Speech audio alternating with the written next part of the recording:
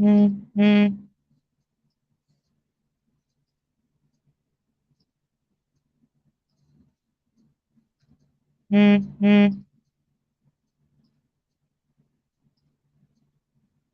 hello, hello. I think that we have already started live, and I am Bryant McLemore Smith, and welcome to In the Basement with McLemore. Excuse my backdrop today, folks, because my backdrop just didn't work. So, first of all, I want to say happy Martin Luther King Day. This is the day that they celebrate the birth of Dr. Martin Luther King. That we know is probably gonna have a problem with all the all the dreams deferred that we have. So, without further ado, I want to bring on my buddy, my co-host and co-producer Stevie Dunagan, all the way from Trenton, New Jersey. Hey, hey, everybody. Hey, brother. How's it going? How's retail? Well, hello there, brother. You're spinning Good. around from Trenton. Yeah, it's a How's the lovely, weather in sunny Trenton? it's good. As you can see from my lovely 5,000-foot home, it's sunny and bright. I was just playing the piano just 5 seconds ago in the Wow. in the other area. Catch it. Well, happy Martin Luther King Day to you. Thank you. Same to you. We're still free, uh, as it Yes. was. Yeah, but what a great day to reflect on all the things that this great man has done, has inspired many others to do to get us where we are and try to keep us, I guess, somewhat afloat, all the considering all that we still continue to go through these days. But he's always a Yeah. good source of inspiration. Well, I know some of the Martin Luther King's quotes were that love is the only force of transforming an enemy into a friend. Dr. Martin Luther King, and he said that I believe the unarmed truth and unconditional love will have the final word in equality. So temporarily defeated is stronger than being triumphant in evil. So I was like, okay, Dr. King, make That's it true. happen. But I think he would probably be rolling over in two graves by now. He will probably roll over in his grave and roll over on Coretta's grave. Yep, and At say the these fools still don't have it together. They don't have it together. And I think right now we're talking about both sides of the coin. Not only our brothers and sisters that don't look like us, that look like the palm of our hand, but also, this generation of people that I don't think they've either listened to the dream or care what the dream was all about, or even care that the ancestors, we're standing on the backs of the ancestors, and they just don't care. It's so much going on that I think the dream has been subtracted. I agree. I agree. I think a lot of it has to do with the mentality of people, I would say younger than 40, maybe 30 for sure, maybe even 40, who don't have a close connection like you and I did and what our moms and dads went through. They don't really have a Yeah, close connection to the struggle that happened. They just know, oh, I can go anywhere I want to. I can spend this money, and everybody is cool, and I didn't go through any struggle. That happened years ago. That's not me. I'm not a part of it. And they just don't think that there's a struggle. Even though 2020 was a big fat slap in the face, you would have thought to everybody say, yeah. no, no, we have not advanced as far as race relations. We have No, not. we haven't. I mean, we're talking about what was the I have a dream speed. I have a dream that people will not be judged by the color of their skin, but by the content of their character. And we see that in the George Floyds and all the things that happened, that people are still being judged by the color of their skin. Yep. Nobody is questioning the person that's got their when they've got their foot on your neck. If you're a doctor or a lawyer, it doesn't matter. Your color precedes you. Hmm. um, I think that Gen Z and this generation that we're talking about, and I don't want to put all the blame on them because we had to raise them. Those are our children, and There you go. almost me and Steve at our age, they're almost our grandchildren. Yeah. So we allowed lawlessness. Um, we allowed them to have no morals when it came to respecting their elders. Grandma is in a home now and not in the house teaching them how to knit and make cornbread or just giving them a moral compass, even if it Mm. was the religious moral compass or a family history moral compass by saying, your great grandfather used to pick cotton, and in that picking cotton, he picked enough cotton to buy a new car. And after he did that, they, whatever the triumphs were that they had was so little, and we've given them so much. And it's almost like we've got a dumbed down race of now I'm talking about our race now, a dumbed down race of children that don't respect their elders, that don't fear God, they have no fear of authority, they have no fear of teachers, they have no fear of the military. It's like, I don't think I'm going to make it till 23. So unfortunately, we created it by giving them a lot and allowing them the freedoms that they had, and then we release them into the wild. So Way too soon. that's my Way too thought. soon. Yeah, and they're not equipped for anything. I've thought that we've discussed this, and somebody on TV, I can't think of who says it. Um, it's oh dang, it's somebody on a podcast, maybe Claudia Jordan. They do not have a sense of negotiation. They don't know Yeah. how to manage anger. They just Yes. you ran stepped on my white gym shoes, so I'm gonna go get a gun and shoot you. Yeah. And don't What? even think of the consequences of Yeah. shooting. I How just about saw a. Go how ahead. about I'm sorry. discussing it? How about discussing it and pushing the other person and push back? You fight, get on the floor, get up, and then you're done. But no, you disrespected me, and I'm gonna have to shoot you. How do they go from 0 to 100 so quickly? Not Well, you even know what? talk to my let me go talk to my dad, come talk to this dude about what he did. And no, nobody has there's no thought process. It's just boom, immediately I'm gonna just have to kill you. I don't So I I'm just wondering when Martin Luther King said love is the only force of transforming uh, uh, uh, hate into love, in so many words. So, what did the moral compass? How did the bottom fall out? Because there's no in between. And to me, I think it's almost like a mental illness. It's almost like having a generation of mentally ill people. I watched a YouTube program last night. I don't even know what it was called, but uh, they showed full frontal face of these two young men following a young black woman to her front door after she got off work. She unlocks the door to go into the house, and before she has time enough to close the door, two black guys run up. Now, this is a sister, and these are brothers. They run up and barge their way into her house. They demand her keys by gunpoint and steal her car on camera, full faced bell, with that bell tone thing that you can see everything. They yeah, were in the camera, and they yeah. just leave with this girl's car, her screaming. And this is black on black crime. So I'm sure Martin Luther King would not stand for that. I'm sure that if he wanted us to turn the other cheek because we were facing a foe bigger than us, and Mhm. now we're the enemy to us. So I don't know, but we could go on and do the whole show about that. Jermaine, I think, did is looking for um, the intro to the show, so I'm not sure what's going on with him. So without Okay. further ado, we got a great show. We have some amazing guests. Before I finish that and introduce our guests, I wanted to announce Blacks on Ice. which is a skating Okay. thing we're doing here in Chicago at the Bean.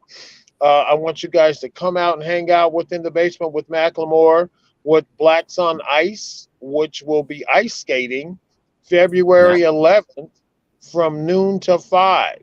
So Hmm. we'll be dropping on the next show, we'll be dropping the QR code so that you could rent your skates. We're going to be the black people taking over the skating rink outside the Bean for Black History Month.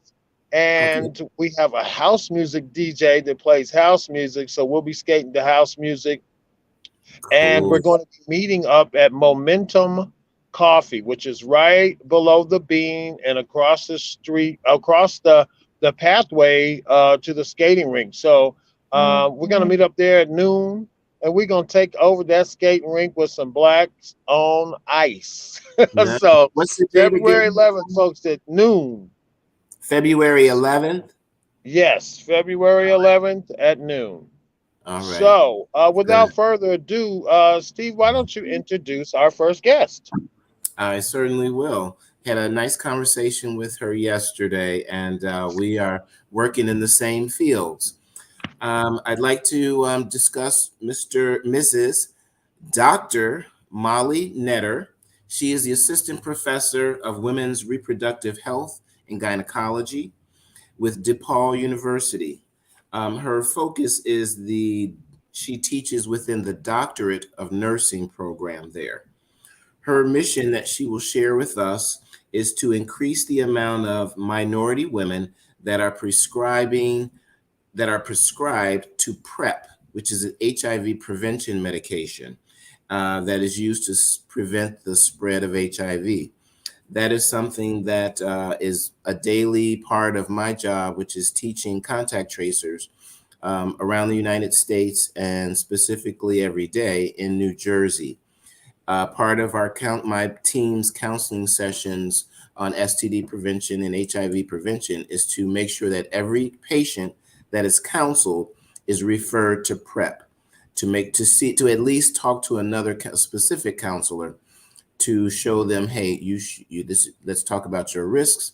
I think you would be a good candidate for PrEP, and a lot of times will be prescribed to them for free. So, without further ado, Miss Dr. Netter will discuss her current project. Hi. Hi, Dr. Hi, Netter. how are you, Dr. Netter? Dr. Molly Netter, how are you, girl? Very good. How are you? I'm good. It's good to see your face. I think my picture might be frozen, but I'm still here. I'm still here anyway. I'm No, so excited to have you on the show to talk about your not only your recent graduation, the graduation status, and the letters that you added to your name, but also the project that we are willing to dive in headfirst to help you spearhead. So why don't you tell us a little bit about your background, and you just recently graduated, and what is that all about? Okay, thank you for having me here. As you have already said it, my name is Molly Netta. I'm a family nurse practitioner, but also I recently graduated from the University of Oklahoma with a PhD. And so I have added those three letters. And so now I'm a nurse practitioner and also a nurse scientist. As you can hear my accent, I come from Southern Africa. And so the story about HIV is the story of me. So when I came to the United States, you know, I had promised my dad that one day I would like to join in the fight against HIV because I grew up in the shadows of HIV. And I don't know if you're aware that the face of HIV/AIDS is a Black woman in her 40s coming out of sub-Saharan Africa. So I am the face of HIV, and being a clinician and also having done this schooling to become a nurse scientist, that was always on my mind. And 40 years later, we're still talking about HIV, and we have made a lot of progress. And one of our achievements is to come up with this medication that will help us prevent new HIV infections before they happen. Commonly known as PrEP, standing for pre-exposure prophylaxis, meaning taking a medication before one gets exposed to the virus. Great. Very That's amazing. That's amazing work. Give you hands up. I think I'm still frozen, but I wanted to also ask. Now we've heard about prep for the gay men, not only African American men, but I think it started with white gay males being introduced to prep first.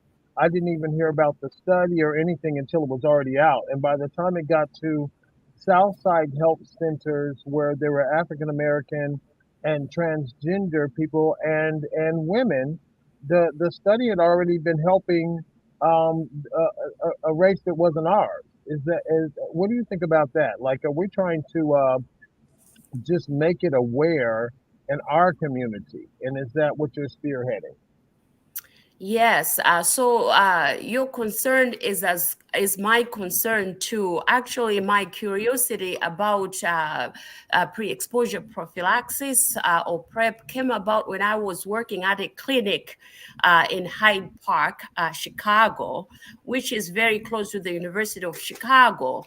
And every time I had patients, they would come in, and of course, part of taking care of our patients is asking them about their history and if they're taking any medications. And to my surprise, majority of the patients that mentioned pre-exposure prophylaxis as part of their medication were young white males. And also having that background that actually majority of our HIV population worldwide is female. I started questioning. I was like, how come everybody that's coming through that is taking pre-exposure prophylaxis is not a female, more especially women of color? So that's where my Yeah. curiosity started about PrEP. Um, so just a little background. PrEP was first FDA approved in 2012. We're talking about over 10 years ago. And of course, in the study, women were included at the beginning, but then a lot of men, a lot of them did drop off the study. So when it was being approved, there wasn't enough data to really back it up, although it was from get-go approved to be used by both men and women. Mhm. And I think too, because the story of HIV here in the United States is different from the story of HIV in Africa. Yeah. As stated in Africa, heterosexuality, and even here now, we know that heterosexuality is the number one mode of transmission for HIV. But for some reason, to this day, a lot of people do believe that HIV only gay men can get HIV, and that's where I'm coming into in this story and to tell the truth where it is, because 40 years later we shouldn't be where we are with majority of new infections affecting especially women of color, and Yeah. majority of them never ever hearing about PrEP. Yeah. It's So very HIV. interesting. Go ahead. No, no, Steve, go ahead. I'll piggyback you. It has always been interesting in my interviews over the years, and when introducing PrEP to heterosexual women, one of the first things, either they, number one, they don't know about it, or number two, if they've heard about it, they say, "Oh my, I hear my gay friends talking about it. I didn't think it was for me." And I clear it up. It's like, no, it's for anyone who is interested in preventing HIV infection. Um, by having unprotected sex. Oh, I thought it was just for men, because And it does make sense that the majority of the folks in the United States, let's talking 10 years ago, are men that have sex with men, either gay identifying or not gay identifying. The majority of the cases were among that community. So it made sense that PrEP was pushed in those communities. But as we know, like all disease outbreaks, like syphilis, which, by the way, sidebar, we're again in another of those cycles, and syphilis is on the upswing. And we know it's getting closer to outbreak status because more heterosexual women and men are starting to be interviewed. So Wow. it never should have been just marketed to gay men. It should be marketed to anybody who is having sex with some with other people other than their steady partner. And And I want even to let me just take a break to introduce Jermaine with Ring My Bell. That's our little brother of the show, Molly. So Jermaine. this young Hello. man is hey, yeah, he's an activist within his own right, and we've adopted him on the show because he's a 20-year-old. He's very intelligent. He believes in himself, and we believe in him. So we always love to have our little brother on here. We're gonna raise him up to take over this show one day when we're too old to remember our names. hmm Jermaine, what's going on? I'm gonna have to leave out of the show and come back in because I'm frozen. So let's take a little praise break. And Jermaine, you want to ring our bell real quick? Sure. Hello, everyone. I am Jermaine.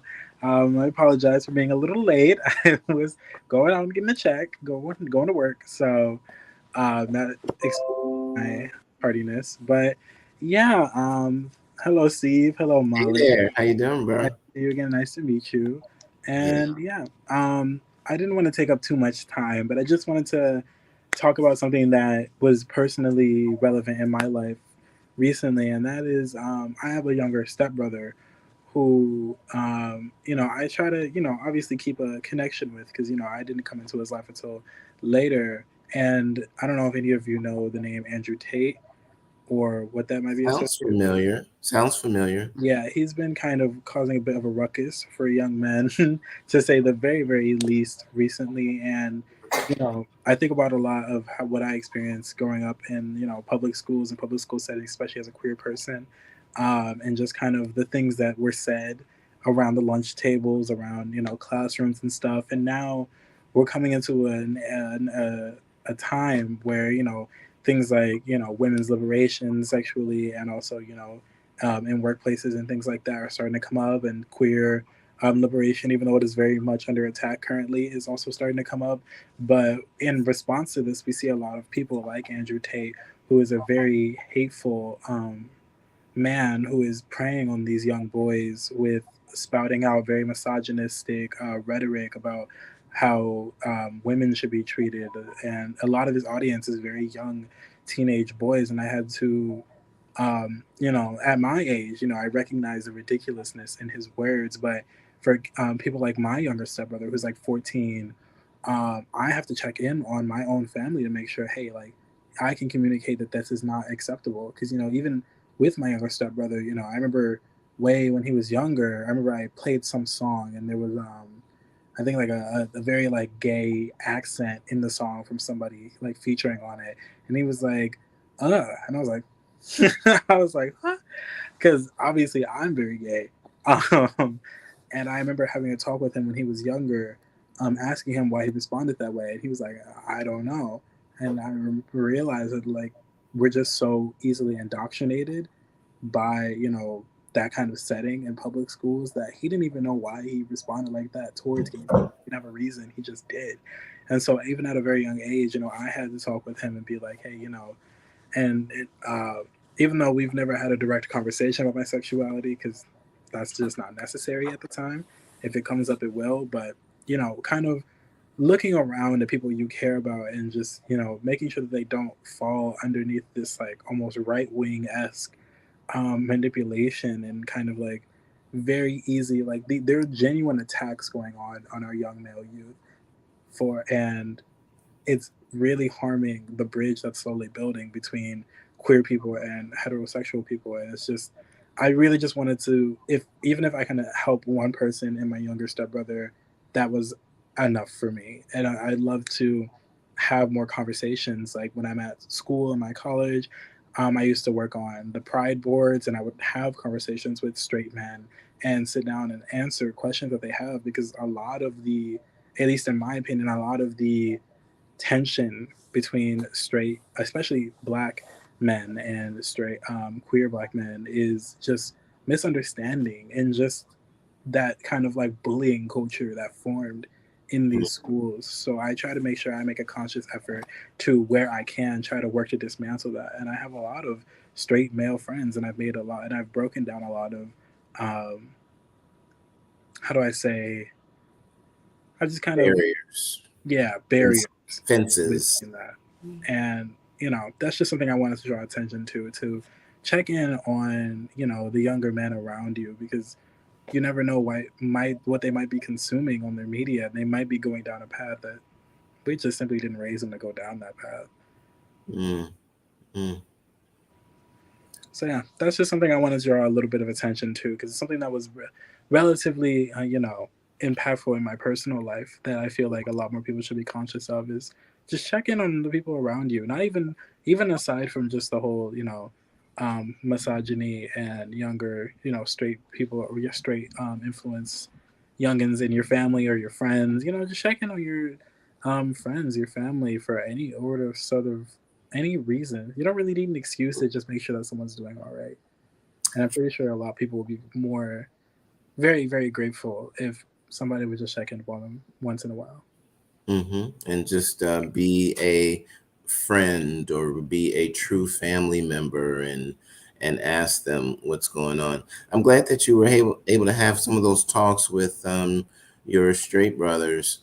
Um, I thank God I did not come from a family where not just gay folk, just anybody that was quote unquote different was not really made out to be anything other than just another human being.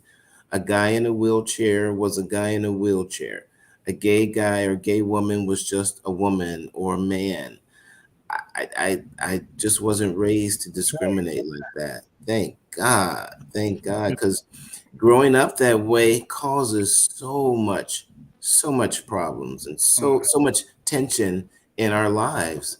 You know, it's Right. it's Yeah. it's terrible So thank what you guys. a family can do.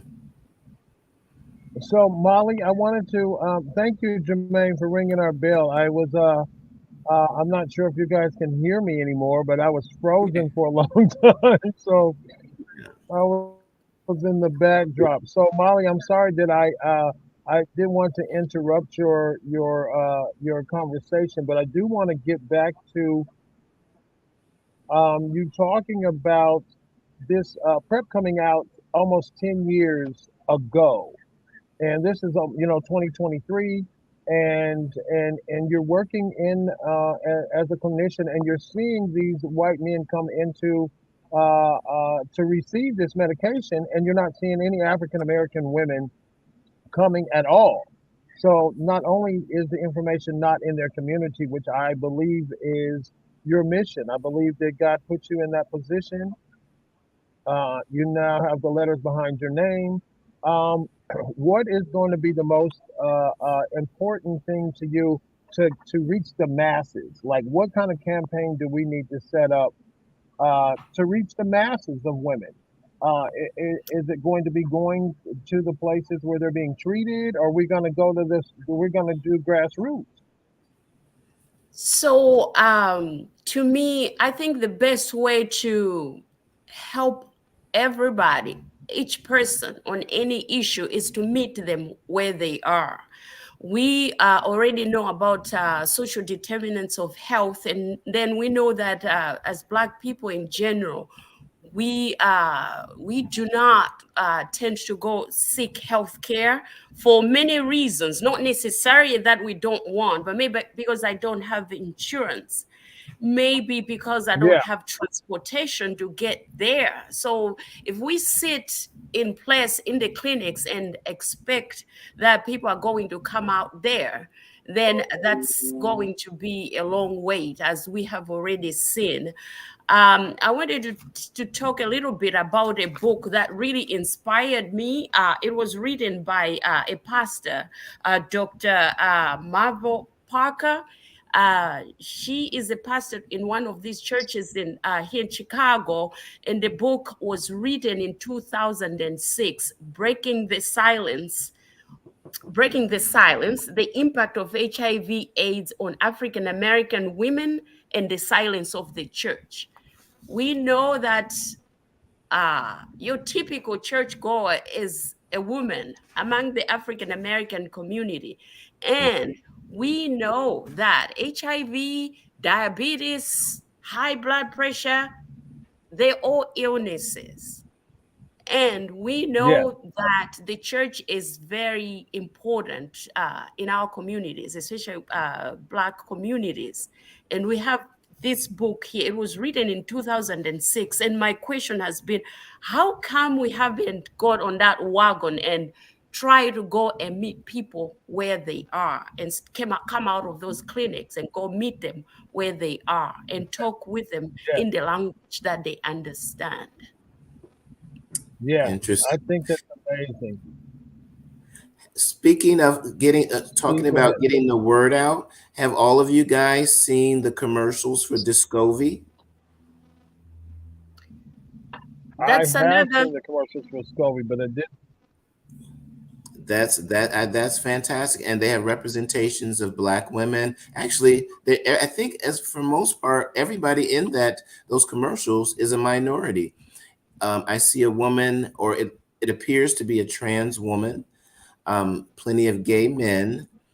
Um, a heterosexual couple, I think, where one is Spanish and one might be Black, or Asian. So that commercial's been out for like maybe 2 years. So it's getting out there. And then there's also some regular HIV, which, although PrEP medication is HIV medication, but there's lots of commercials for the HIV medications, Dovato. So I think that's a very good start. That's a very good start. And I just wanted to bring, since you Steve, I'm going to mentioned ask a question. Discovery. uh, Since you mentioned Discovery, one of that's so Discovery is only prescribed for males. Mm-hmm. Truvada is for everybody. And then we have Apretude, which is the injection that one can get every 2 months, which is really very good. Instead of taking the pill every day, now there's an injection that people can take once every 2 months. And that helps out a lot. And also, the beauty about PrEP is the fact that one can use it without necessarily getting an okay from a partner Mm-hmm. to use it, Okay. which has been one of the reasons actually why women have not really latched on that wagon for condom use, because it's the other partner you have to negotiate. And we know that women tend to be the men tend to lead in these relationships. So it was always hard for a woman to negotiate. But now, with the coming of PrEP, I do not have to negotiate with anybody. I can just take that pill or go get that injection and keep going. That would be great. I'm Yeah. sure that really would really help African communities. I was in Ethiopia in 2004 to help them with STD, and the hardest thing was trying. The women wanted to be tested and treated, but the men controlled everything, and it was like, well, I guess I can't get treated because my husband doesn't want me to, or to get tested. So Wow. I'm sure that's still an issue now, but I don't know, Molly, if you know. I'm sure you have some more updated information on that issue. So as far as that is the culture. And then again, not necessary to look, because culture is what it is. I cannot go. One of the reasons that maybe we haven't really won this battle, or this moving this science forward is the fact that I come in and I want to give my definition of what is right and what is not. And if you come in like that, you get some resistance. So not necessarily to judge the culture, but that's what it is. And through my readings, actually, I was very surprised to find out that when we say that new HIV infections are on the rise among African American women, actually majority of them are African immigrants, not necessarily born in America. So that's the good number of the Black women that are getting these new infections. And what comes to mind for me is, did they get infected here, or they already had it when they came in? And because of the many reasons, one of them being what you have just said, that the women not being free to go and seek care and things like that, that they never got tested. That's something to look into. Yeah, I that's have a bad. question about. I have a question, Molly. Did I mean, this is so informative, and I thank you so much. And you and I are going to be working together along with this show to bring awareness not only to our sisters in the community, but also to sort of corral them to get treatment and to be liberated into receiving it, because it's a mindset. It's like, a black man back in my day, my grandparents and my father, they wouldn't go to the doctor, and they would have, most of the men in my family died of cancer because they would just keep doing whatever behavior they were doing, drinking or smoking or whatever, and they would put a band-aid on five-stage cancer, and by the time we find out that grandpa was sick or dad was sick, they had already gone through all the stages and they had never went to get treatment. And by the time that treatment was needed, it was too late to treat them. So, what are some of the symptoms of HIV in women? I mean, we know some of the symptoms in men. Are they the same symptoms, or and how are they different? And if you know that, Virus is a virus, so not necessarily that there are differences in symptoms between men and men. We know that new onset symptoms are generalized, fever, rashes, and things like that. And then every person is going to go through a different trajectory, because remember, HIV affects our ability to fight disease. right, So every right, person is going to be different based on their immunity. Once the virus comes in, responses are going to be general, but then how one progresses is going to depend on one's immune resistance. Mhm. Um, wow, and while we're talking about this, the most important thing as well too is to understand that maybe it's time to talk about holistic health. We cannot just go out in the community and talk about HIV. We cannot just go into the community and talk about STDs. We should talk about wellness. Mhm. Um, One of the reasons that PrEP or HIV medications haven't been prescribed as much to the general population, actually, women happen to get the least prescriptions, but actually the prescription rate could have been better. right, Remember that for one to get PrEP, it has to be prescribed. Mhm. Majority of our studies have been done on the person that's going to use PrEP and not on our providers. Actually, that's where my interest came, to say, hey, this is uh, a pair that has to work together, the prescriber and the user of PrEP.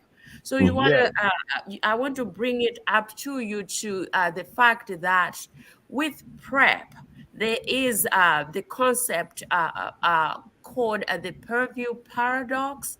So that is where physicians in primary care believe that PrEP should be prescribed by infectious disease because it's a specialty drug. Mm-hmm. But Yeah. the infectious disease physician is saying, no, PrEP is given to somebody to protect them from getting HIV. So Yeah. infectious disease doesn't take care of somebody that doesn't have HIV. So that's the battle there. So I think Mm-hmm. part of us moving forward is going to be to get to that understanding that uh, for the prescriber, it should be everybody's responsibility. For Yeah. the patient, they shouldn't be singled out to say, okay, we're just going to talk about STD or we're just going to talk about HIV. We are going to talk about health. Health. So if we go out there on that bandwagon, my hopes are we're going to talk PrEP, but we're going to talk diabetes, we're going to talk COVID, we're going to talk everything. Mm-hmm. Yes. Prep Yeah. I'm is so excited. prep is if you think about it, and tagging along with what you said about holistic health, prep is preventative medicine. So I take a multivitamin, I take E, D, B, D. I take all of that. That's part of preventive medicine. So if I decide to take PrEP, it's just part of preventative medicine. It shouldn't be. There's so much stigma again with HIV medication, and yeah, it is an HIV medication for somebody that's HIV positive. For an HIV negative person, it's not. So if you take that stigma away and treat it as simply preventive medication. That's all it really is, to keep yourself healthy. Right. Yeah. And Well, the in amazing practice, thing is, sorry. go ahead, Molly. I'm sorry. No, in practice, just to acknowledge our young participant here, one of the issues that I have seen with the young ones is they're scared to get medications or even to be tested for STIs because they're on their parents' insurance. And so if they're on their parents' insurance, that means that the parents are going to know that okay, she or he went to get tested and treated.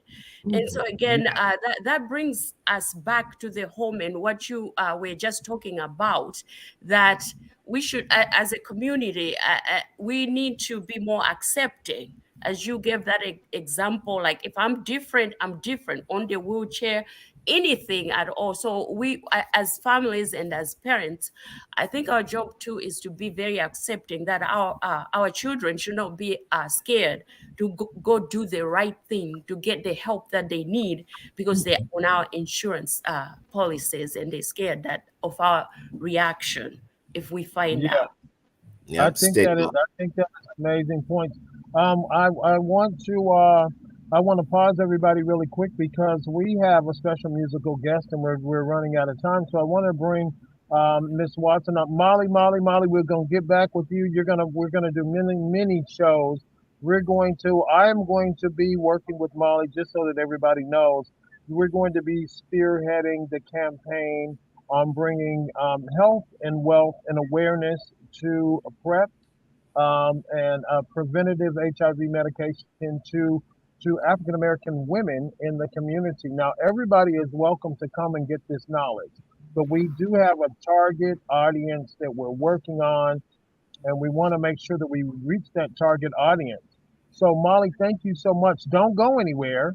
We want to bring on my good friend and my special guest, and she's still in the back room. She's been back there for 40 minutes. Miss Robin Watson, who was our entertainer for today. And I just want to show this sister some love. Hey, Robin. Hey, Hi, Robin. Welcome. thank Uh, you. we, Thank we you. thought you Great forgot. I know glasses. you think we forgot about you, but we No, didn't. no, I was listening to the powerful discussion. It was, you know, just so, um, in what do you call it? Insightful. And I was saying that back in 2006, Shirley Lee Ralph did a one-woman show called Still I Cry that was focusing on this very subject. I got exposed because my church had a strong HIV ministry and is still going strong, and exposed me to it. I'm so glad to meet Dr. Ness and learn of her efforts as well. It's just powerful. Yes. Nice. Well, that is and like I said, Dr. Molly Netter, we are so proud of your accomplishments, and we can't wait to have in the basement with Macklemore support your efforts. So Yeah. Jermaine, that's Robin Watson. You guys, this is Jazz Lady Robin Watson, and I had an opportunity many years of working with Robin and Bronzeville the musical, where she was every time she hit the stage, she was a gutsy vocalist. We fell in love with each other, and she's been coming to my gumbo parties. I don't get to see her as much as I want to, but we will be seeing her on February 16th. So everybody on the show, February 16th, we're going to go out and we're going to fill the place that Robin's going to be at. Robin, what is that address that you're going to be That showing up at? address, it's called Donnie G's Restaurante. It's an Italian restaurant, 7308 West North Avenue in Elmwood Park, right at just west of Harlem on North Avenue. And it's a great Okay, venue, and good food, and I gotta tell you, the music is fun. We call the well, band good. we use the tagline from Ellington to Wonder with a funky twist. Nice. All right.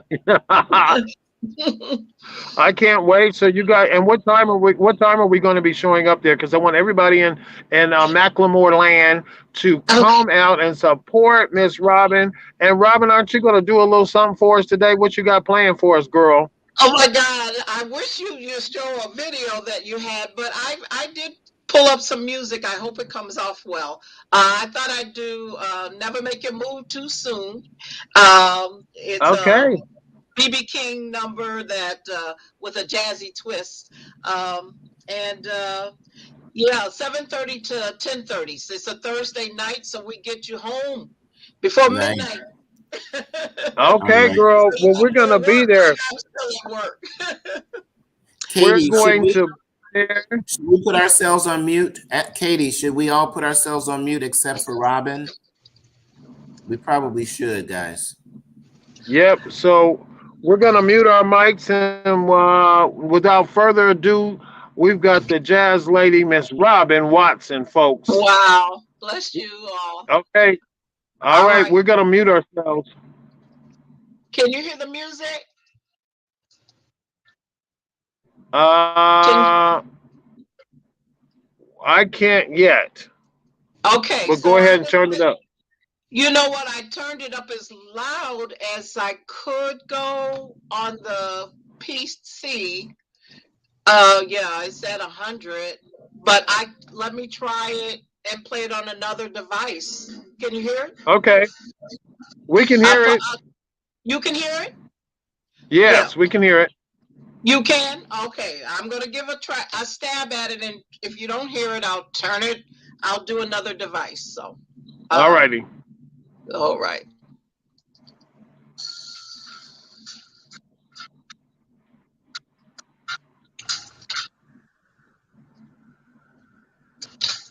It's okay? Sound? I I don't know. think okay. 3 days of snow left in Birmingham. Got you wondering where I am. Ring our number all night long. Got no comfort on the telephone. Ran out and called me a midnight flight. Thought a little love make everything all right now. Landlord told me that you moved away. Left me all of your bills to pay. Look out, baby. Your mama made you move too soon. Hey, hey, hey, hey, hey. Let's go for Kino cars. This life in Vegas sure ain't hard. Ran it up to about 50 grand. That kind of work can get around. Make a lost love soon be found now. I heard your darling knocking at my door. Too bad, baby, you don't live here no more. Look out, baby. You might have made your move too soon. Hey, hey, hey, hey, hey, hey, hey. I've been to Spain, been to Tokyo. I've been to Africa, been to Ohio. I ain't trying to make the news. Just a girl here swinging the blues. I take my love anywhere. Come back, find out they still do care. I got one lover here and one over there and one on my arm, one always on my mind. Look out, baby. You might have made your move too soon.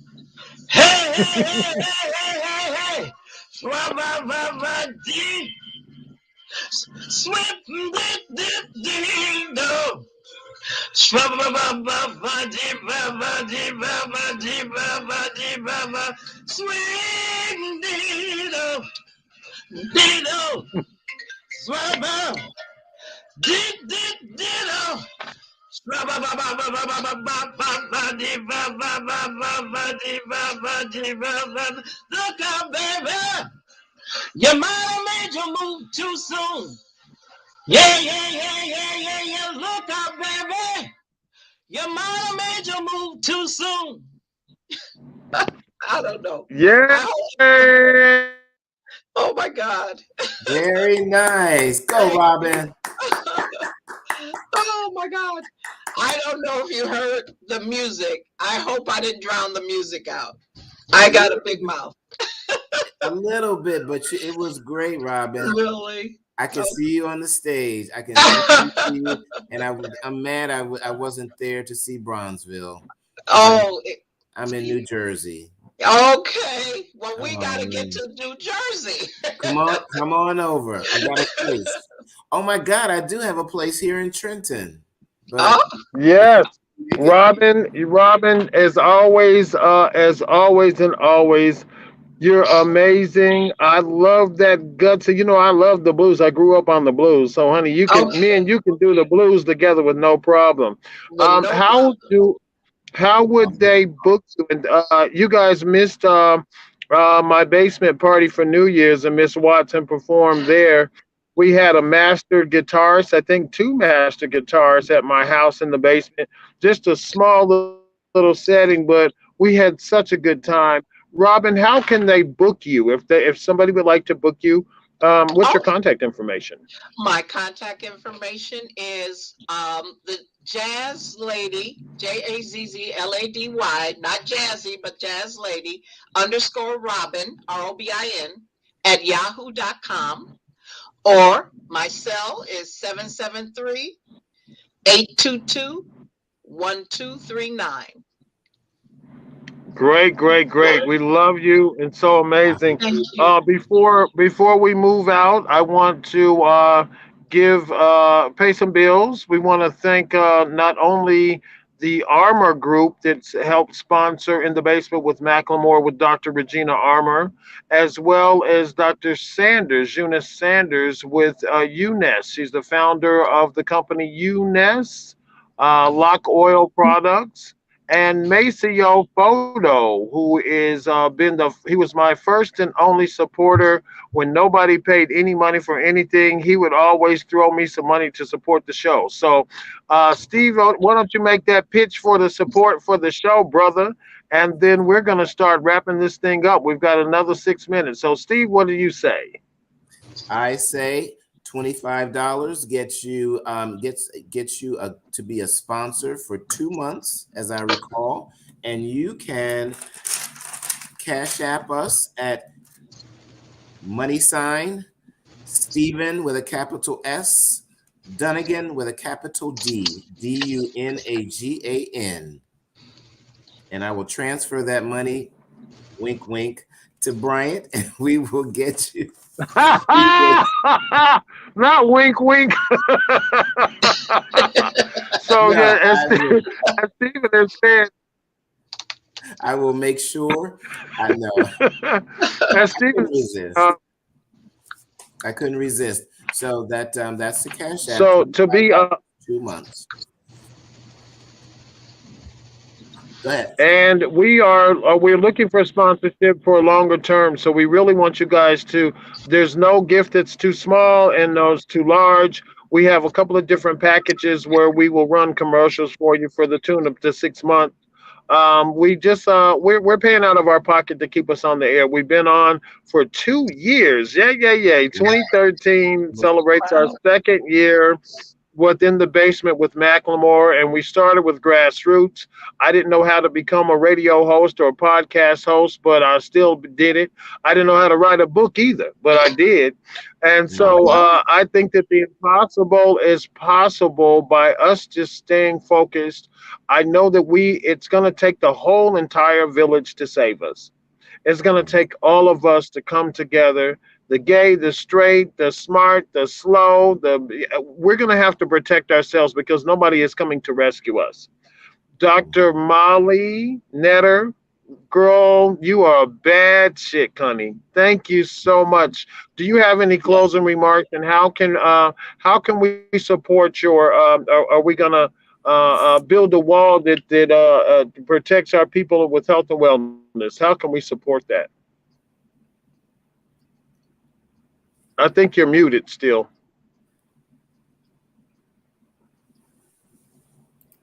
I think we already know how to survive. We live in a global village. And so we're gonna go out there with our heads straight up, and we're gonna take care of each other, and we're gonna get there. The dream lives on. So happy birthday to Dr. King, and have a good Martin Luther King Day to everybody. Thank you. Yes, thank you so much, Jermaine Bell. What do you got to say, young brother? We take care of our baby. Jermaine is our baby of the show. This STL young man is. We're so very proud of him. So we want to make sure that we always include him. His generation is very, very important to us sustaining life because we're passing the torch on to this young man. What you got, Jermaine? Any words? I don't have much to say. I was gonna say Happy Martin Luther King Day, everyone. Of course, it feels weird, even though I'm only 19. I'm like, day off of school. Oh, wait, I'm not in high school anymore. Um, but yeah, I want to say Happy Martin Luther King Day. And like I said earlier, make sure to check in on your loved ones, especially the younger men out there that are really being preyed on and victimized in this modern day of America that we live in. But yeah, just make sure you check in on your loved ones and have a nice day. Thank you. Mhm. All right, folks. So without further ado, I'd like to say Happy Martin Luther King Day from the In the Basement with Macklemore, where the truth comes out. And we had a lot of truth. You to all of my lovely guests, Dr. Molly Netter, Miss Robin Watson, my co-host and my brother in the love, Mr. Stephen Dunagan, and our baby brother with Ring My Bell as his segment. We rung it a little early today, but we'll remember to put you in your time slot next month. We're looking forward to interviewing Margaret Motti from the Motti Theater Company next month in Black History Month. She's got a new project out, and she's going to be one of our guests next month. Don't forget Blacks on Ice at the Chicago Beam, February 11th. From noon to 5 o'clock, we're going to be black people out there taking over that damn skating rink that doesn't belong to one color, but it belongs to all of us. So we're going to be out there skating on ice. If you don't know how to do it, just come join us and fall with us. And Hmm. without that, February 16th with Miss Robin Watson. We're gonna go take over her spot. So everybody listening to the show, we're gonna go bust out Robin's place and the no holds barred. And without further ado, I want to thank you all for joining in on the best show at 5 o'clock on a Monday night. In the basement with Macklemore, where the truth comes out. But wait, we're the only show on a Monday at 5 o'clock, so we won. There you go. Bye, guys. Number I one love in your you. And time until slot. next month, Molly will be talking. Happy All right. birthday, Martin Good Luther luck, everybody. King. Good luck, everybody. Bye. Bye. All right, let the music take us out.